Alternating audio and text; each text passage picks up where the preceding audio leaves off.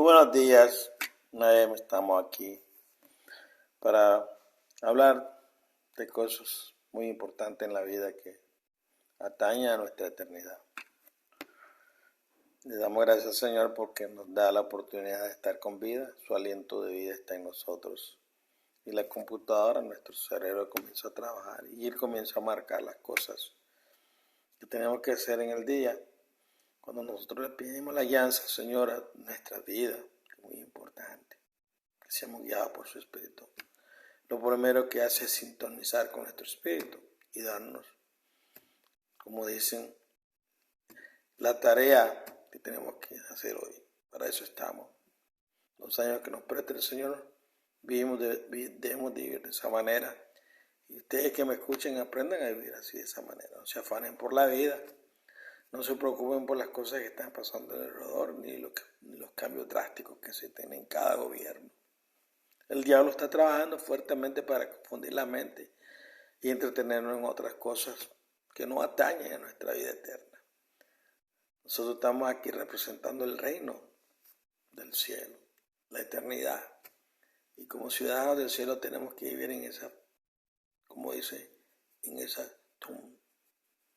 sintonía con los tesoros maravillosos del cielo y con los valores eternos. Y pues le doy gracias al Señor por estas redes sociales, que ya no viajo como antes, pues, pero no es que no pueda viajar, sí salimos a lugares cerca, pero estar allá en un lugar por una semana, pues, bastante problemático, la gente no tiene comodidades y pues a veces vamos a montañas pero ahí nos acomodamos a lo que Dios nos dé,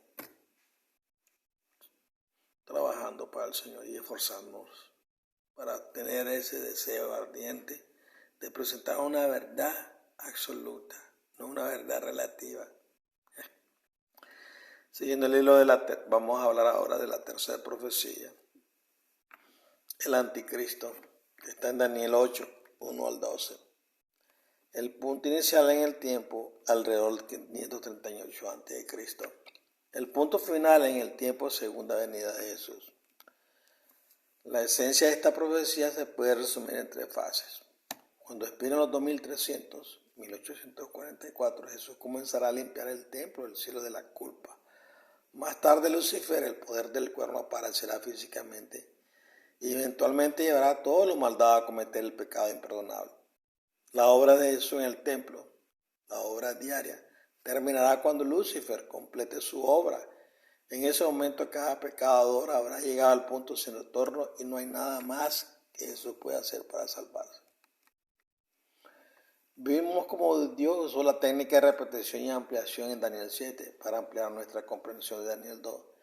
De la misma manera, esta profecía usa repetición y ampliación para ampliar nuestra comprensión de Daniel 7. A medida que avancemos en las 17 profecías, verá cómo trabajan juntas para contar una historia armoniosa. La información proporcionada en cada profecía es de naturaleza adictiva, lo que significa que debes comprender toda la historia profética antes de comprender completamente cualquier parte de ella. Desde el principio, Dios diseñó las 17 profecías en Daniel y Apocalipsis para que trabajaran juntos. De modo que cuando llegara el momento en que el libro de Daniel fuera abierto en el tiempo del fin, el misterio y la ambigüedad que encierran las profecías apocalípticas durante los tiempos de siglos desaparecían. Aprendimos en la profecía 2 que la escena del tribunal en Daniel 7, 9 y 10 ocurrió en 1798. Descubriremos en esta profecía que la apertura de los libros de registro ocurrió en 1844. Daniel 7:10 dice: se sentó el tribunal y se abrieron los libros. Debido a que la profecía 3 se superpone a la profecía 2 y la profecía 2 se superpone a la profecía 1, Dios está construyendo una pila de profecías para ayudarnos a comprender que aunque el plan de redención es enorme, su tiempo es perfecto, siempre encaminado. Puede parecer que Dios es lento, pero se está moviendo con prisa deliberada. El problema del pecado no durará ni un día más de lo absolutamente necesario. El periodo profético más largo dado en la Biblia se encuentra en esta profecía. Tiene una duración de 2300 años.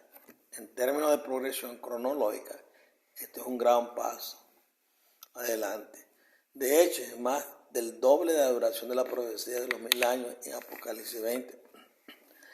Para asegurarse de que la gente entienda cuando termine este periodo de tiempo, Dios colocó el origen de este periodo de tiempo dentro de un entorno histórico bien documentado. Al establecer claramente la fecha de inicio de los 2300 años, no puede haber ningún error sobre la fecha de finalización. Además, la fecha final está directamente relacionada con un evento muy importante en el templo, en el cielo. Este evento es el día del juicio. El tribunal se reunió en 1798 y en 1844 Jesús comenzó a juzgar a los muertos para poder terminar el destino eterno de cada persona que ha vivido. Un último punto, a medida que avancemos esta profecía, más aún en las profecías del Apocalipsis, descubriremos que Dios a veces inserta un elemento extraño dentro de una profecía. Por ejemplo, esta profecía se refiere al poder de un carnero, un macho cabrío y un cuerno. Dado que los tres elementos están en la misma profecía, el poder del cuerno debe tener algo que ver con el carnero y el macho cabrío.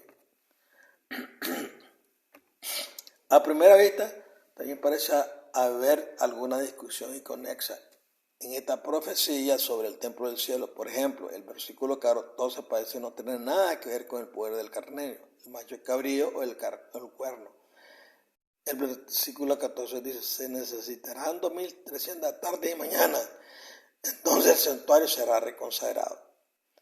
Este versículo ha creado todo tipo de problemas en el pasado. Sin embargo, si entendemos la doctrina esencial de los templos paladeros y el uso de reglas válidas de interpretación, podemos darle sentido a esta visión. Se alinea perfectamente con el tiempo de las profecías 8 y 11. Voy a hablar ahora de los versículos. En el tercer año del reinado Balsasar se me apareció a mí, Daniel, una visión, después de la que me apareció la primera, y vi en una visión y atención cuando vi que estaba en Susa, en el palacio que está en la provincia de Elán, y vi en visión y estaba junto al río de Ulai. Entonces alcé mi ojo y miré, y aquí delante del río estaba un carnero que tenía 2 cuernos, y los 2 cuernos eran altos, pero uno era más alto que el otro, y el más alto llegó último. Vi el carnero empujando hacia el oeste, el norte y el sur, de modo que no había bestia delante de él, ni había quien pudiera librar de su mano, pero él hizo conforme a su voluntad y se hizo grande. Daniel 8, 5 al 8. Y mientras estaba considerando que un macho cabrío que venía del occidente sobre la faz de toda la tierra, y no tocaba la tierra, y el macho cabrío tenía un cuerno notable entre sus ojos, y se acercó al carnero que tenía 2 cuernos, que yo había visto parado junto al río, y corrió hacia él con la furia de su poder. Y lo vio acercarse al carnero y se enojó contra él e hirió al carnero y quebró sus 2 cuernos. Y no había fuerza en el carnero para sostenerse delante de él, sino que lo arrojó al suelo, tierra, y lo pisotearon. Y no hubo quien pudiera librar al carnero de sus manos. Por tanto, el macho cabrío se hizo muy grande, y cuando se hizo fuerte, el gran cuerno se quebró, y por ello subieron 4 notables hacia las 4 vientos del cielo. Daniel 8, 9. Y de uno de ellos salió un cuerno pequeño que creció enormemente al sur y hacia el oriente, hacia la tierra deleitosa. Mientras miraba, vi otra escena. Desde el norte vi que se acercaba un cuerno. Este cuerno no tenía huésped animal, no estaba relacionado con el carnero, ni con el macho cabrío, ni con ningún reino terrenal. Mientras lo observaba, comenzó siendo pequeño, pero rápidamente creció en poder y popularidad hacia el sur, al este y al oeste. Y creció hasta el ejército del cielo, y parte del ejército y la estrella arrojó al suelo y las pisoteó. El versículo 10 dice, este cuerno creció hasta que su fama fue conocida y honrada en todo el mundo, cuando pudo arrojar al suelo las huestes estrelladas, varios dioses que adoran la humanidad, y los pisoteó. Mucha gente comete el error de pensar que el cuerno de Daniel 8 y el cuerno pequeño de Daniel 7 son uno y el mismo. Hay varias razones por las que esto no es posible. Primero, esta profecía salta completamente los periodos de tiempo de la cuarta bestia, del 168 a.C. al 476 de Cristo, y el cuerno pequeño, 538 a 1798. El cuarto imperio en Daniel 7, Roma. No se menciona en esta profecía porque el cuerno en Daniel 8 no está herido a ninguna bestia. Este cuerno no surge de un imperio mundial, aparece de la nada, de los cuatro vientos, concretamente del norte. El norte es proféticamente importante porque a menudo se dice en las escrituras que la ira divina sale del norte. En segundo lugar, dentro del contexto de esta visión, una bestia es un símbolo de un imperio y un cuerno es un símbolo de un rey. El poderoso cuerno del macho cabrío, versículo 21, representa al primer rey de Grecia, Alejandro Magno. De manera similar, el cuerno que acaba de aparecer en el norte representa a un rey de rostro severo que aparecerá y alcanzará al mundo cuando los rebeldes se hayan vuelto completamente malvados. Versículo 23. En tercer lugar, Gabriel le dijo a Daniel, versículo 17 y 19, que esta visión se refiere al tiempo señalado del fin que ocurre después de que expiren los 2300 días, años, en 1844. En otras palabras, el cuerno en esta visión aparecerá en la tierra después de 1844, en el tiempo señalado del fin. La profecía 8 y 11 explicarán con más detalle por qué este cuerno representa la aparición física de Lucifer, el temido anticristo. Jesús permitirá que Lucifer aparezca físicamente ante la gente de la tierra durante la gran tribulación. Jesús liberará al diablo del abismo en un momento señalado para llevar al mundo a la destrucción. Lucifer engañará a los malvados y sus seguidores serán como la arena a la orilla del mar. Lucifer asombrará a los habitantes de la tierra con sus milagros, su audacia y su autoridad asumida. A la sexta trompeta, el diablo abolirá toda la religión del mundo y las pisoteará. Se proclamará Dios Todopoderoso y como tal exigirá que se elimine la adversidad religiosa.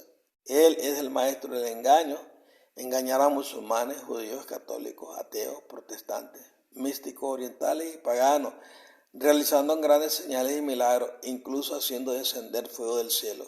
Eliminará la hueste estrellada, un término antiguo utilizado por varios dioses o cualquier cosa que se adore como Dios, y exigirá que todos los honren y lo adoren como el Dios poderoso. Lucifer se hará pasar por Dios Todopoderoso.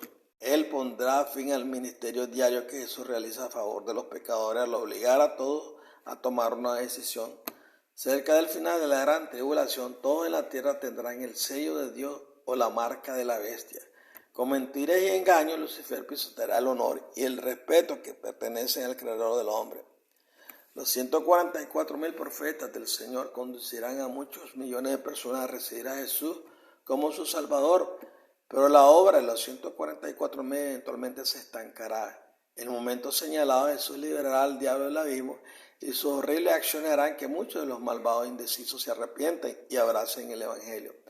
Lucifer conducirá a los malvados desafiantes a la rebelión contra el Evangelio de Jesucristo, y aquellos que lo abrazan, los malvados ridiculizarán y rechazarán el ministerio y la intercesión que Jesús ofrece a las personas en el altar del holocausto del cielo. Lucifer llevará al mundo a la rebelión porque sabe que ningún pecador puede salvarse por mérito propio. Lucifer sabe por qué murió Jesús y sabe que la salvación viene solo a través de la fe en el sacrificio expiatorio de Jesús. Haciéndose pasar por Dios Todopoderoso, Lucifer exigirá que todos en la tierra le obedezcan o serán asesinados. La elección será simple: someterse a las leyes de nuestro Creador, Redentor y enfrentar la muerte, o someterse a las leyes de Lucifer y vivir unos veces más. Cuando cada persona haya tomado una decisión firme, la intercesión diaria de Jesús a favor de los individuos terminará y la generosa oferta de salvación de Dios terminará. Daniel 8:12. El poder del cuerno no puede aparecer físicamente en la tierra hasta que Jesús le permita escapar del abismo. Este evento ocurrirá aproximadamente 2 años y medio después de la gran tribulación, debido a que el corazón carnal es naturalmente rebelde hacia Dios y su autoridad. Al diablo le resultará fácil engañar a aquellos que obstinadamente se rebelan contra la exigencia del Evangelio de Jesús. Lucifer llevará a los malvados a pensar que los santos de Dios son malvados y rebeldes. Y poco después los malvados matarán y destruirán a los santos pensando que le están haciendo un servicio a Dios. El pueblo de Dios será derrotado. Dios quitará el poder que le dio a los 144,000 y los secuaces del diablo los matarán. Los malvados cometerán el pecado imperdonable, rechazarán la evidencia más clara de la verdad y desafiarán el ministerio del Espíritu Santo. El mal triunfará temporalmente porque la verdad será arrojada al suelo como si fuera basura. Los demonios del diablo utilizarán dolorosas torturas para someter a las personas rebeldes para que adoren a Lucifer como Dios Todopoderoso durante la quinta trompeta.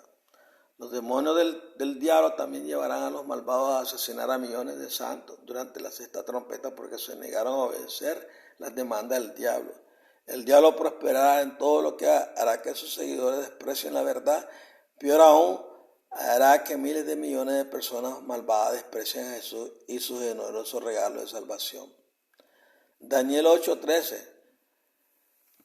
Escuché dos ángeles hablando.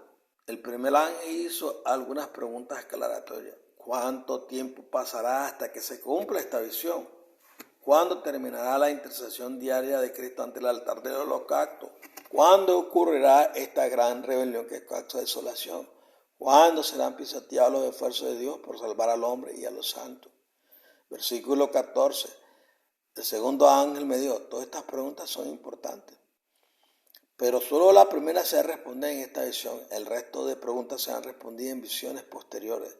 Daniel, esta visión se refiere al poder del cuerno que vendrá del norte. Es un rey que viene, pero no de una nación terrenal. Él y sus ángeles aparecerán en el cielo. Él es el destructor, Apocalipsis 9:11, llamado Abadón, hebreo Apolión griego, un rey de rostro severo que aparecerá en el fin del mundo. Lucifer no puede aparecer físicamente hasta que Jesús le permita salir del abismo y no será liberado del abismo hasta que la limpieza o restauración del templo del cielo esté a punto de terminar. La limpieza del templo del cielo está íntimamente relacionada con la aparición de Lucifer porque las acciones audaces de Lucifer obligarán a las personas indecisas a tomar una decisión firme. Cuando todos en la tierra hayan elegido a quien adorarán y obedecerán, se completará la limpieza del templo y terminará la oferta de salvación. Mucha gente no entiende por qué hay que limpiar el templo del cielo. Por favor, considere tres asuntos. Primero, Dios no perdona un pecado, pero Dios libera a los pecadores de la culpa del pecado. Los servicios del templo terrenal nos enseñan que la culpa de los pecadores arrepentidos fue transferida a través de la sangre de un sacrificio perfecto a los cuernos del altar del holocausto. Por supuesto, una vez que la culpa de un pecador es transferida al altar, el pecador queda libre de culpa, pero su culpa permanece sobre el altar. En segundo lugar, el servicio del templo terrenal nos enseña que el altar del holocausto se contaminó porque la culpa de los pecadores se transfería a él diariamente. Los servicios en el altar del holocausto se llevaban a cabo todos los días. En tercer lugar, el templo terrenal era limpiado una vez al año, en el día de la expiación. En este día, toda la culpa acumulada fue transferida mediante el sacrificio de un animal perfecto a un chivo expiatorio. Luego el chivo expiatorio fue llevado al desierto para sufrir una muerte prolongada. El proceso de limpieza del templo del cielo es importante en esta edición porque Dios ha fijado una fecha, 1844, cerca del fin del mundo, en la que Jesús abrirá los libros de registro y comenzará a limpiar el templo del cielo. El proceso de limpieza en el cielo funciona así. La vida de cada persona se registra en tiempo real, como sucede en un libro. Cada palabra, pensamiento y acción está fielmente escrita. Cuando una persona muere, la grabación finaliza porque la persona muerta no tiene pensamiento, acciones, palabras ni hechos. En el tiempo señalado, 1844, Jesús revisa el registro de cada muerto. Por ejemplo, supongamos que Jesús comenzó con el registro de la vida de Abel, el primer hombre en morir. Después de investigar a fondo la vida de Abel, Jesús tomó una decisión sobre el destino eterno de Abel. Si Jesús condena a Abel, luego Jesús transferirá la culpa de Abel del templo a la cabeza de Abel. Si Abel se salva, Jesús transferirá la culpa de Abel del templo a la cabeza del chivo expiatorio, Lucifer. Cuando este proceso de investigación termine, el templo del cielo quedará completamente limpio de culpa porque la culpa que previamente contaminó al altar del holocausto del cielo será asignada a su legítimo dueño, Lucifer. Jesús recompensará a sus santos en la segunda venida. Jesús recompensará a los malvados al final de los 1000 años. Esta información es importante porque eso permitirá que Lucifer, el poder del cuerno del norte, aparezca en la tierra cuando eso está a punto de completar la limpieza del templo del cielo. Lucifer y sus demonios pondrán fin a la obra de limpieza de Jesús, porque obligarán a los vivos a tomar una decisión firme sobre a quién adorarán y obedecerán. El ángel dijo, cuando esperen los 2300 tarde y mañana, entonces tiempo indicativo futuro, comenzará la obra de limpieza de Jesús en el templo del cielo. Más tarde el cuerno del norte aparecerá en la tierra y pondrá fin a la obra de limpieza de Jesús. Dios ha declarado que una tarde y una mañana constituyen un día, por lo tanto 2300 tardes y mañana son 2300 días. Este periodo de tiempo debe traducirse como 2300 días años, porque el calendario de los jubileos está en operación. La explicación del punto de inicio de los 2300 años se me revelará en la próxima visión. Por ahora, aquí hay un breve resumen que puede resultarte útil. Durante el imperio representado por el carnero, llegará al poder un rey noble y generoso. Dios moverá el corazón de este rey para ayudar a su pueblo a reconstruir y restaurar Jerusalén. El rey Artajerjes, un futuro rey de Persia, emitirá un decreto para reconstruir y restaurar Jerusalén en el 457 a.C. Y 2300 años después, Jesús abrirá los libros en la sala del tribunal del cielo. Jesús comenzará a limpiar el templo del cielo en 1844. Para resumir, Dios puso un carnero, un macho cabrío, un periodo de 2300 años y un cuerno de poder en esta visión. El carnero y la cabra son imperios antiguos bien documentados. Después de que expiren los 2300 años, el poder del cuerno pequeño aparecerá de la nada en el tiempo señalado del fin. El vínculo entre estos antiguos imperios y la aparición del poder del cuerno es un periodo profético de 2300 años. Cuando terminen los 2300 años, Jesús abrirá los libros de registro e investigará cuidadosamente el registro de vida de cada persona que duerme en la tumba. Cuando este proceso esté cerca de su conclusión, Jesús liberará al poder del cuerno, el diablo, del abismo para que pueda aparecer físicamente ante la humanidad.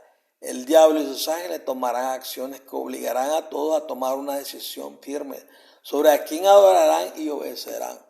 Una vez que se ha tomado cada decisión, no hay nada más que eso puede hacer para salvar a nadie. Entonces terminará la oferta de salvación y terminará la obra de limpieza de Jesús. Daniel 8:15 dice, y aconteció que cuando yo, Daniel, vi la visión y busqué el significado, he aquí apareció delante de mí como con apariencia de hombre y oí una voz de hombre entre las orillas del Ulaí que llamaba y decía, Gabriel, ¿has entendido a este hombre la visión? Hazlo entender a este hombre la visión. Daniel 8, 17 y 19. Y cuando llegó tuve miedo y caí sobre mi rostro, pero él me dijo, entiende, hijo del hombre, porque en el tiempo del fin será la visión. Mientras él hablaba conmigo, yo estaba en un sueño profundo boca abajo en el suelo, pero él me tocó y me levantó y él dijo, he aquí yo te haré saber cuál sería el fin posterior de la ira, porque en el tiempo señalado será el fin. Daniel 8, 20, 22. El imperio babilonio pronto caerá. El carnero de 2 cuernos que viste representa el reino venidero de los medios y los persas. El cuerno del carnero que salió, el último, y se extendió más que el primer cuerno, representa el lado persa de este imperio. Los persas dominarán a los medos. Más tarde los medos y los persas serán invadidos por los griegos. La cabra peluda representa el reino de Grecia. El gran cuerno que existe entre los ojos de la cabra representa a un hombre, su primer rey, Alejandro Magno. Alejandro morirá prematuramente en la cima de su poder. Los 4 cuernos de la cabra representan a 4 generales que reemplazarán a Alejandro. Estos generales serán Casandro, Lisímaco, Ptolomeo y Seleuco. Ninguno de estos generales será tan poderoso como Alejandro. Dividirán a Grecia en 4 sectores y cada uno gobernará su sector. Note nuevamente este punto importante. Un cuerno en esta visión representa a un rey. El gran cuerno del macho cabrío representa a Alejandro Magno. Los 4 cuernos ocuparon el lugar de Alejandro representan a los 4 reyes que le sucedieron. Note nuevamente esta distinción. El macho cabrío representa el reino de Grecia, pero los cuernos representan a sus reyes. Esta distinción es importante en esta profecía porque el cuerno que vendrá del norte será un rey sin imperio terrenal. Él conquistará el mundo entero. El diablo será un rey de rostro severo y aparecerá físicamente de la nada. Cuando Jesús casi haya terminado de limpiar el templo del cielo, Pablo se refiere a la aparición del diablo como el hombre de pecado. El hombre de pecado, Isaías lo llama hombre y también Ezequiel. Daniel 8:23. Gabriel continuó durante los últimos días de la historia de la tierra, cuando la mayoría de la gente haya rechazado el evangelio y se haya vuelto completamente rebelde hacia Dios, a este rey de rostro severo, un maestro de la manipulación, engaño e intriga, se le permitirá aparecer Satanás. Aparecerá físicamente como un hombre glorioso y se disfrazará de Dios Todopoderoso. El diablo es representado como un cuerno que sale del norte, porque del norte viene el desastre divino. La quinta trompeta será una maldición divina. Lucifer será liberado del abismo cuando el evangelio se detenga y una mayoría de la gente se haya rebelado contra la evidencia más clara de la verdad. Daniel 8:24. Cuando Lucifer sea liberado del abismo, no descansará. Él y sus ángeles viajarán por el mundo constantemente. Se volverá muy popular, obtendrá el control del mundo, pero no a través de su propio poder. El Dios Altísimo le ha concedido al diablo la autoridad para desviar a los malvados. Lucifer realizará milagros deslumbrantes.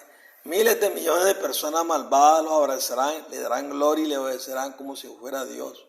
El diablo causará una devastación asombrosa y tendrá éxito en todo lo que haga.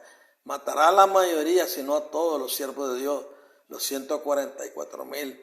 También matará a millones de santos de Dios. El diablo se disfrazará de Dios durante aproximadamente 1 año y los santos serán invadidos y conquistados.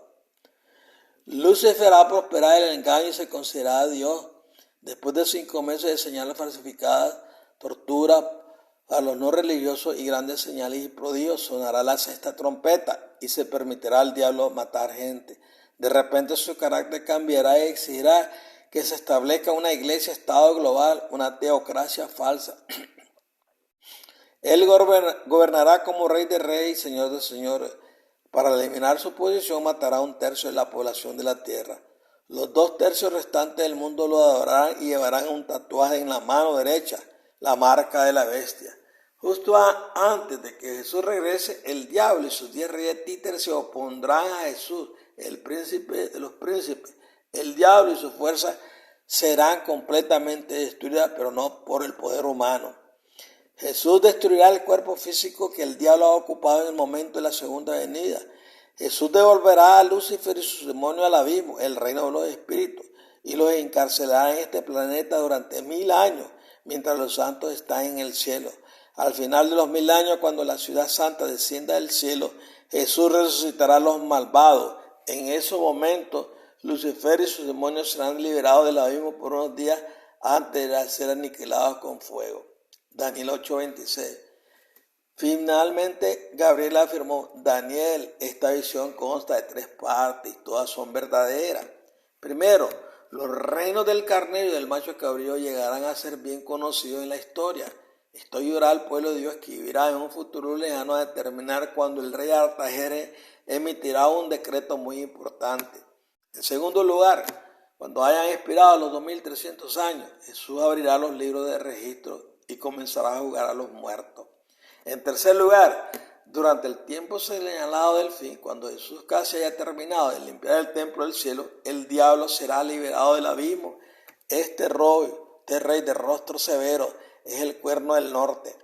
Aparecerá de la nada y causará una enorme devastación. Él hará que los indecisos tomen una decisión firme respecto a quién adorarán y obedecerán. Esto pondrá fin a la intercesión de Jesús. Daniel 8:27. Estuve exhausto y enfermo durante varios días. No podía explicar lo que había visto, pero sabía que era horrible. Finalmente me levanté y me dediqué al asunto del rey. La visión me horrorizó y no pude entenderla. Entonces comencé a orar para comprensión. Considere cómo se observan las reglas de interpretación que se analizan en la introducción en esta profecía. La regla 1 dice que una profecía apocalíptica tiene un punto de inicio y un punto final en el tiempo, y que los eventos entre la profecía ocurren en el orden dado. Esta profecía contiene 3 elementos que ocurren en orden cronológico. Primero, el carnero representa el imperio medo-persa. En segundo lugar, el macho cabrío que sigue al carnero representa al imperio griego. Siglos después aparece el poder del cuerno del norte. Observe que hay un gran lapso de tiempo entre el poder de la cabra y del cuerno. Esto no es infrecuente en la profecía apocalíptica. Por ejemplo, hay un lapso de 1000 años entre el sexto sello, la segunda venida, y la ruptura del séptimo sello al final del milenio. Sin embargo, esta profecía tiene un punto de inicio y un punto de finalización en el tiempo, y los eventos ocurrirán en el orden dado. La regla 2 dice que el cumplimiento solo ocurre cuando se cumplen todas las especificaciones, y esto incluye el orden establecido en la profecía. La historia confirma que el imperio medo-persa cayó en manos de los griegos. La historia también confirma que Artajerjes emitió un decreto para restaurar y reconstruir Jerusalén en el año 457 a.C. Aunque en esta profecía no es escrito nada sobre el punto de partida de 2300 años, la siguiente edición Daniel abordará este tema. Con suerte podrás ver cómo las profecías se entrelazan entre sí. Una profecía no puede decir todo lo que hay que decir. Esta interdependencia entre la profecía significa que el estudiante necesita entender casi todo antes de poder entender cualquier cosa. La Biblia revela mucho más sobre el de rostro severo, el anticristo, y aprenderemos más sobre él en profecías posteriores. La regla 3 establece que el lenguaje apocalíptico puede ser literal, análogo o simbólico. Sabemos que hay elementos simbólicos en esta profecía porque los símbolos están definidos en las escrituras relevantes. Gabriel le dijo a Daniel que el carnero representaba el imperio medo-persa y el macho cabrío representaba el imperio griego. La historia confirma esta secuencia. El ángel también le dijo a Daniel a quien representaban los cuernos del carnero y del macho cabrío. Las palabras de Gabriel cobran importancia porque el cuerno que apenas aparece del norte será un hombre. Se le define como un rey de rostro severo que aparecerá en el tiempo señalado del fin. Recuerde, cuando se usa un símbolo, Dios siempre define el símbolo con un texto relevante. Si este no es el caso, la interpretación profética se convierte en una cornucopia de confusión. La regla 4 dice que la presencia o ausencia del calendario de los judíos determina cómo Dios mide el tiempo. Para aprender cómo el calendario del judío y la profecía de las 60 semanas definen la regla 4, debemos estudiar lo que se llama el calendario del jubileo bien. Dado que aún no hemos examinado la profecía 4, por favor considere 2 puntos. Primero, los ciclos semanales de 7 años no terminaron cuando Jesús murió en la cruz en el año 30 después de Cristo, porque Jesús murió a mediados de la semana 70, un año miércoles. En segundo lugar, encontraremos en la próxima profecía que los 2300 días y las 70 semanas tienen la misma fecha de inicio. Esta fecha es de 457 a.C. Esto significa que las 70 semanas terminaron en el año 33 después de Cristo y los 2300 terminaron en 1844. Ambos periodos de tiempo deben traducirse porque ocurre durante la operación del calendario del jubileo. Algunas personas enseñan que las 2300 tarde y mañana de Daniel 8:14 representa 1150 días. Llegan a esta conclusión dividiendo el número de 2300 en 1150 mañana y 1150 tarde. Este enfoque no funcionará por 5 razones. Primero, 6 veces en Génesis 1, Dios declaró que un ciclo tarde y mañana constituye un día. ¿Quién puede usurpar lo que Dios ha definido? Las 2300 tardes y mañana de Daniel 8:14 equivalen a 2300 días. Segundo, en Génesis 1, un día contiene un ciclo de Ere Boker. Estas son palabras hebreas para tarde y mañana. No hay conjunción entre Ere y Boker como Ere y Boker. Y no hay ninguna precedente en la escritura para dividir 2300 Ere Boker en 1150 días. En tercer lugar, Dios podría haber dicho 2300 Yom. en Daniel 8:14, o años. La palabra yom se usa más de 2200 veces en el Antiguo Testamento y generalmente se traduce días, pero Dios no dio 2300 yom. Eligió decir 2300 ere y boker. Esta elección de palabras es importante porque Daniel 8 se refiere a los servicios en el templo del cielo. Por ejemplo, se menciona la limpieza del templo, se le menciona el final de los servicios diarios y se menciona el lugar o la importancia del santuario de Dios. Los siglos de ere y boker tienen una clara asociación con los servicios en el templo. Los servicios en el altar del incienso se llevaban a cabo diariamente, ere boker. La limpieza anual del santuario terrenal se produjo en un día específico que estaba determinado por la llegada de una tarde y una mañana específica, ere boker. Los servicios en el altar del incienso en el cielo continuarán ere boker hasta que termine la intercesión corporativa y se baje el incensario. Cuarto, existe una relación simbiótica entre 1798 y 1844. Estas dos fechas se apoyan mutuamente. La limpieza del templo del cielo en 1844 no pudo comenzar hasta que Jesús fue declarado digno de recibir poder soberano en 1798. La Biblia es clara en este punto. El tribunal se sentó y los libros de registro se abrieron después de que el anciano de Días tomó asiento, cronológicamente 1844. Sigue en 1798. Quinto, cuando examinamos la profecía se encontraremos que 1798 y 1844 trabajaban muy estrechamente juntos. La armonía que surge de la suma de estas partes es realmente asombrosa. Solo Dios podría haber creado tal tapiz que involucra redención y sincronización. Cuando se consideran estas 5 cuestiones, no hay posibilidad de que 2300 ciclos de ere y boker puedan representar 1150 días. Este es el periodo profético más largo de la Biblia y se apoya firmemente en una base histórica proporcionada por los imperios medo-persas y griegos. Durante los días del rey persa Artajerjes, el reloj de 2300 años comenzó a correr. Luego Jesús vino a la tierra y confirmó la exactitud de este reloj con su muerte. Este hecho será abordado en la próxima versión. Bueno, espero que les haya hablado claro y que podamos entender. Y les mando a que todavía investiguen más para que apoyen. Si no, pues seguiremos la misma. El deseo ardiente mío de que el Espíritu del Señor despierta en usted los deseos de ser un verdadero estudiante de la verdad absoluta, ya que estamos viviendo tiempos precisos en la historia de nuestra vida. El tiempo se acerca, tenemos que estar preparados para lo que viene. Ya sea que muramos, tenemos que estar bien preparados para estar presentes en esos días a través de la resurrección. Y si no, pues haremos lo que el Señor nos indique, hacer su voluntad y mantener nuestra fe y nuestra firmeza en las promesas que el Señor nos ha dado como pueblo del Señor. Que Dios me lo guarde y me lo bendiga y sigamos para adelante, luchando para servirle a nuestro amado Señor con disposición positiva y no perdamos el tiempo en las cosas de esta vida, de este mundo, porque nada tiene que ver. Todo esto es un engaño. Todo esto es un engaño. Lo que los hombres están haciendo, están manipulados como el títere manipula, el titiritero manipula al títere. Así está manipulado este mundo.